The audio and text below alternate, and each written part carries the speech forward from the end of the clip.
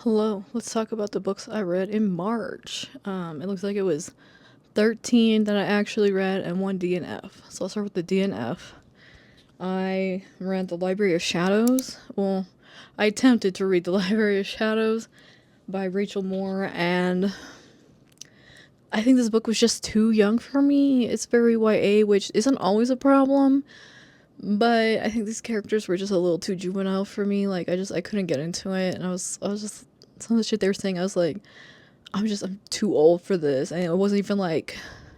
Sometimes it can be funny for like kids to be doing dumb shit, but sometimes it just gives you the secondhand embarrassment, and that's kind of where I was at with this. So I just couldn't get into it. I just couldn't get into it. So you can't win them all.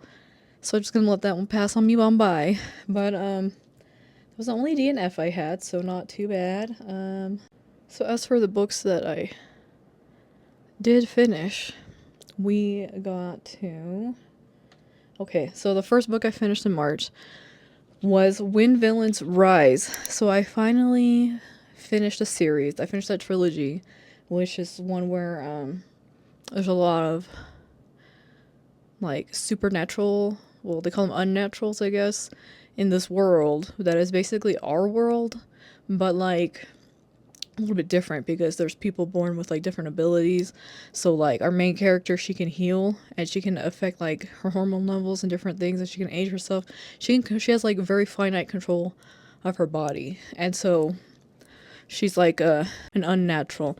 But the problem that comes from this is like there are also unnaturals like Zannies or whatever that eat pain, but they need to be like a substantial amount of pain.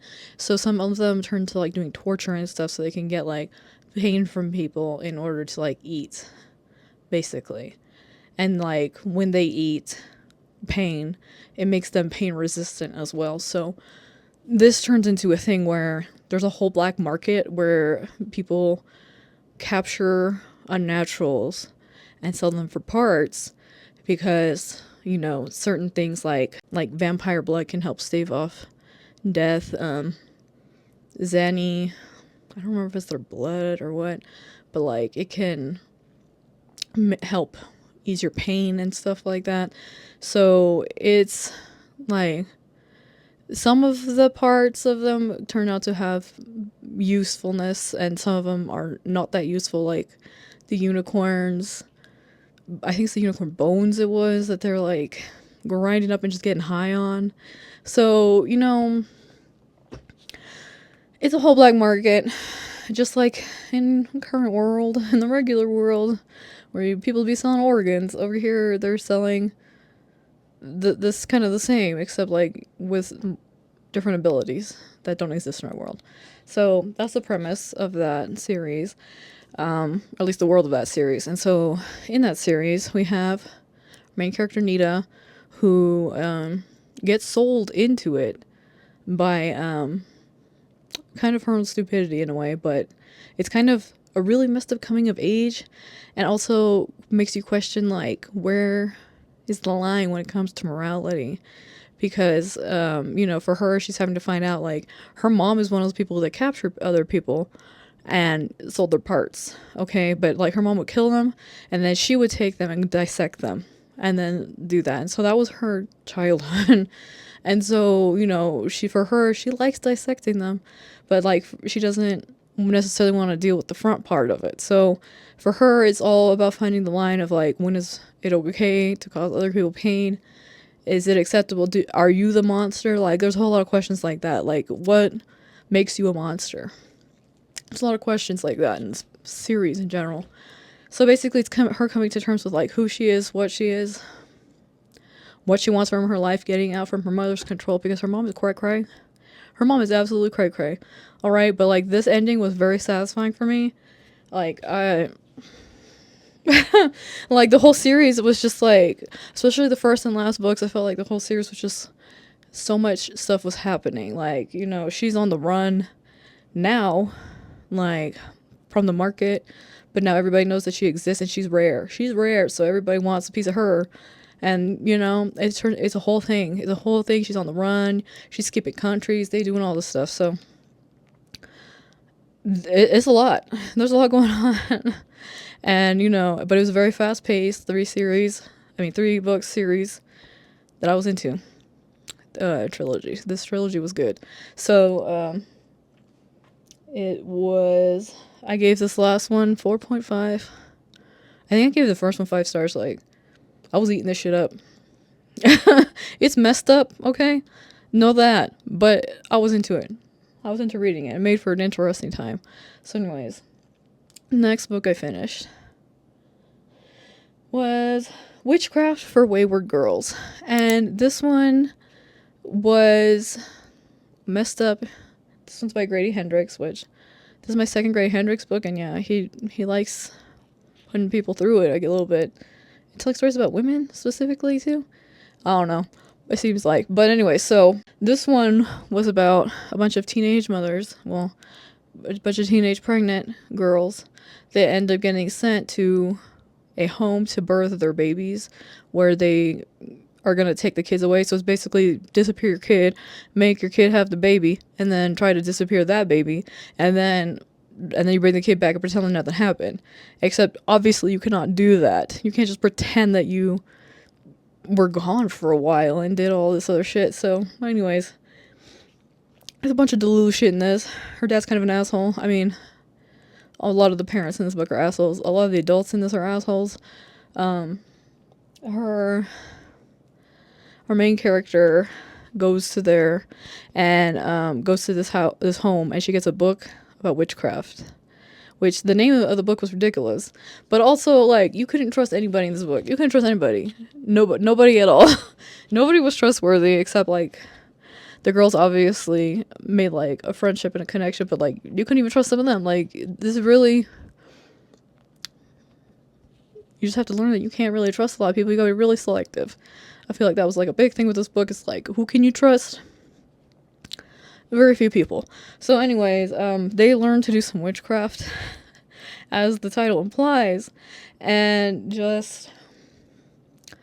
It was a lot of stuff going on. But anyway, so for this book, I gave it 4.5. Because, yeah, like, there was a lot of messed up stuff going on in this book. And, you know, obviously, there's religious connotations, there's all kinds of stuff, like, they make them pray and be like, forgive me for my sins and blah, blah, blah, except one of the girls is not there for her own doing, and there's a lot of messed up stuff.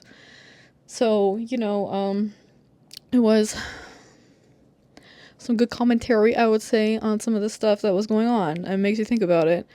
Like at the end, I think they're like, oh, our lives would have been so different if Roe versus Wade had passed, like, but for them, this book is set like a couple years before that happened. So, yeah, they didn't have the option to like, not have to, like, disappear for months. But anyways, so, it's just a lot of trying to control women type stuff. But anyways, especially young women, you know, they're teenagers, so they're a little bit easier to pull some shit on, which is very sad that people are taking so much advantage of them in this book. But, yeah, so 4.5 is kind of messed up. A messed up read. But anyways, after that I read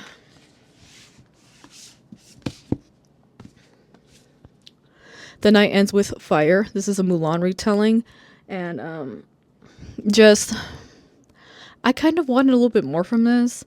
So our main character, Mei Lin, she's the, like, Mulan character or whatever, and, I just couldn't connect with her as much as I wanted. Like, I wasn't rooting for her as much as I was hoping, because, yes, she's headstrong, but does she still do stupid shit? Of course, like a normal person.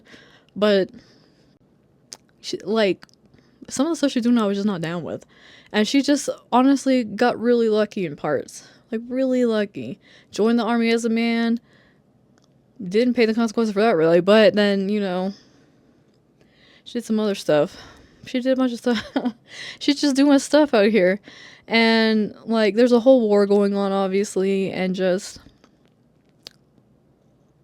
I just didn't care as much as I was hoping to. Like, some of the fighting in this book is cool, because she knows how to do, like, spirit magic stuff. She talks spirits, and that's apparently also illegal, so she's doing all the illegal shit. Some of it not by her own doing, but the army thing was by her own doing. I mean, she just joined the army because she didn't want to get married, which, fair.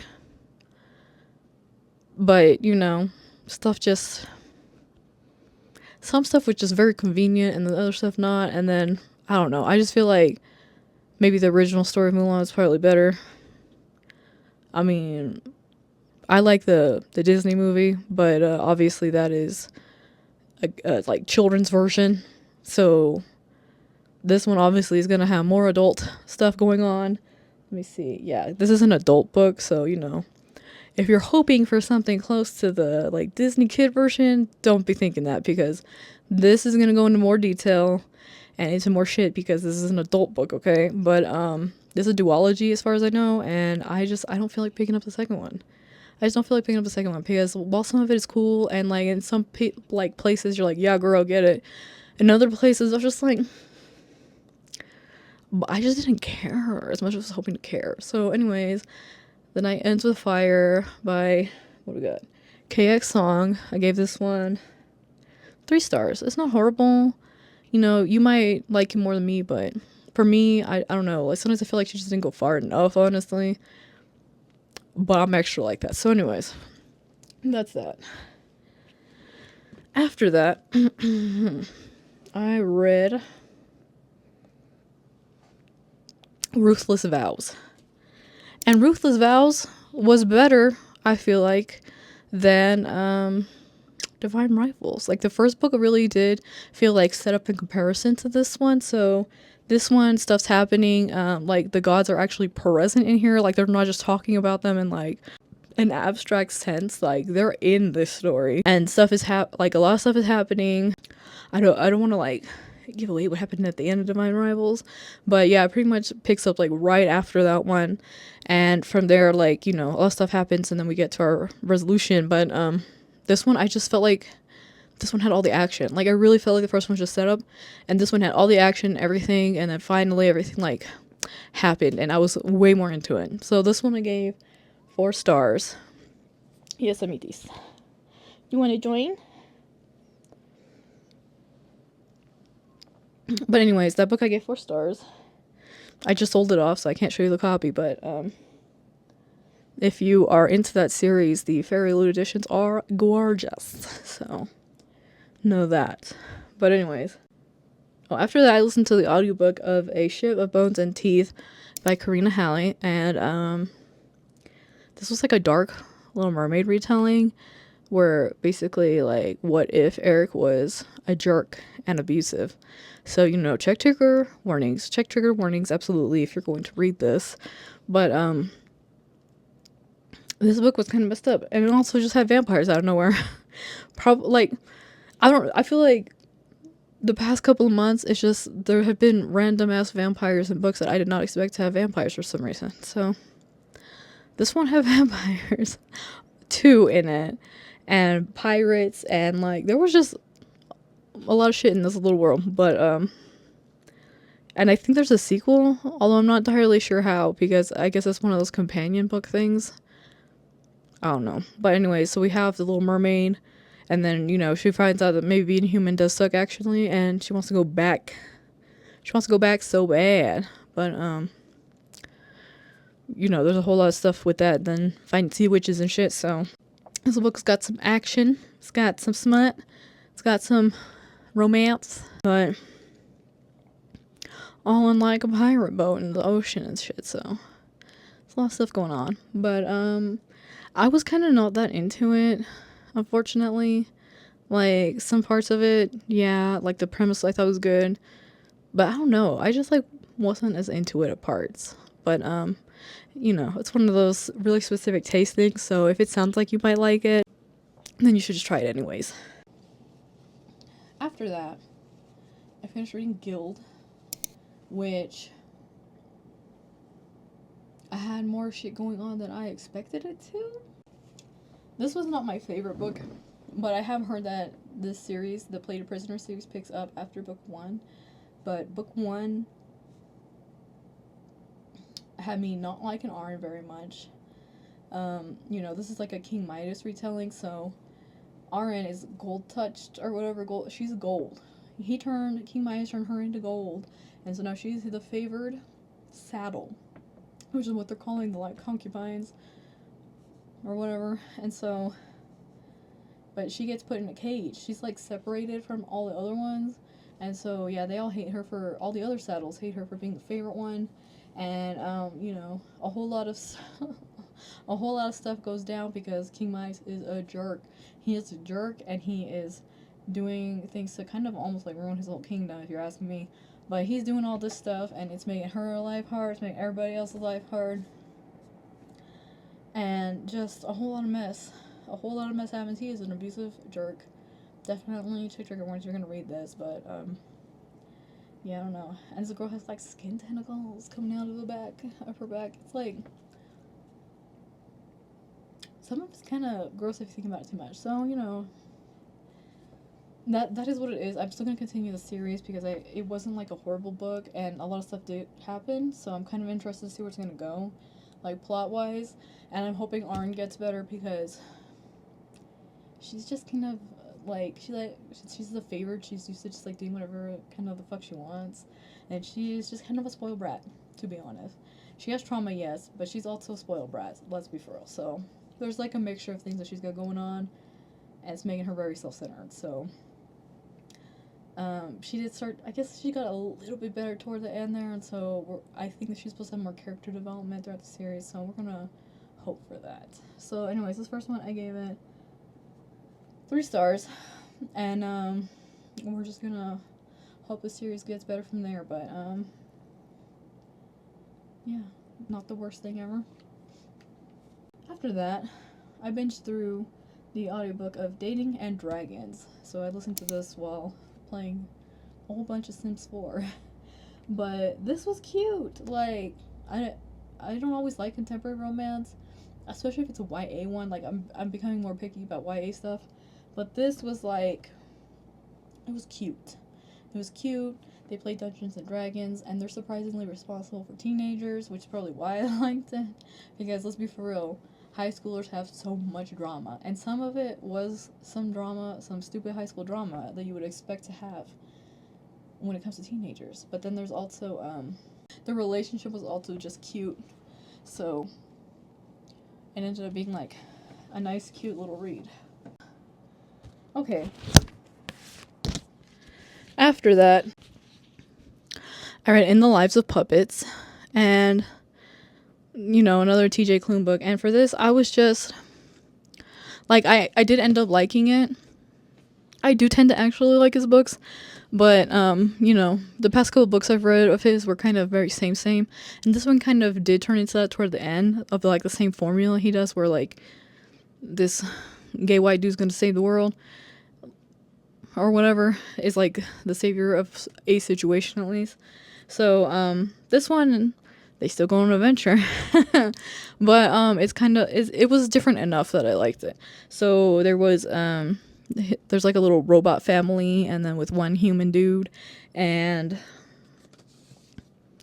they end up trying to like save his robot dad, basically. So, but in this one, I was really into the robots. Like, the robot's got a lot of personality, especially Nurse Ratched. She's like, she likes killing things. She's admits all the time to being a sociopath, and she has to turn on her empathy protocol, which she's gonna treat a patient. So it's interesting. But yeah, this is like, the robots killed everyone, and now it's just he's like the only human left. So it's kind of dystopian in a way, but the robots are kind of funny, so it makes it kind of more lighthearted. You're not supposed to think about it too hard, I guess, but this is supposed to be Pinocchio inspired, but I kind of feel like it's Pinocchio meets The Wizard of Oz. Like, that was the kind of vibe, because they want to go see the blue fairy to help solve the problems, and I was like, this reminds me of going to the wizard to find the wizard, the wonderful Wizard of Oz. That was kind of more the vibe for me. So anyways, that was this one. I gave it 4 stars, but, you know, I don't know. TJ Klune to me is a bit of a problematic author, so, you know, look into it and see if that's... I mean, this book was not necessarily the one that's problematic, but he has one that's kind of problematic, so I'm always going to have a little bit of shade when it comes to him and his books, but I already had this one because of subscription boxes, so I went ahead and read it since I already had it. But yeah, just, you know, if you care about these things, you might want to look into it and just see how you feel about that. But after that, I read Solo Leveling Volume 6. And this one, oh yeah, we're like past the point of our dude really being able to hide that he has been like leveling up, basically. Like by volume 6, he's not really able to hide that anymore. So you know, we're continuing on. I can't say too much because we're 6 volumes in at this point, but there's still a lot of action. There's still plenty of stuff going on, and there are like, there's like, I feel like we're getting another plot arc where there's like a big bad that has to be dealt with. So like there's big ants. There's big killer ants that are trying to invade, and they're really nasty. Like, these ants are as big as people, and that's disgusting. Absolutely disgusting. So anyways, that's where that is. But like all the other volumes, I believe it is, I've been giving them all 4 stars. So this one also has 4 stars because, yeah, they're just good. They're good. They're fast paced. There's a lot of action, adventure type stuff. You know, dudes figuring out new skills and stuff. So, you know, it's just a good action adventure time. So anyways, I can't wait until I am caught up to these volumes in order to watch the anime. I'm so tempted every time I load Crunchyroll. I just want to start watching it, but I'm like, no, I want to read. I want to read a few more volumes and then I'll start. But anyways, that's where we're at. So that one was 4 stars. Then after that,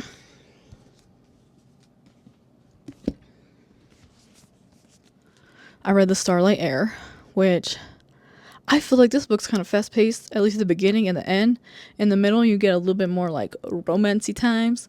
But anyway, so this one, there's a girl, and she gets summoned to the like bride trials, basically, where the prince needs to like pick his bride. And so, but he's looking for very specific. He is looking for the Star Keeper. And, you know, you find out pretty quick, this girl is the Star Keeper, and she has magical abilities that she didn't even freaking know about. And, like, her family was trying to protect her from this. They didn't tell her nothing.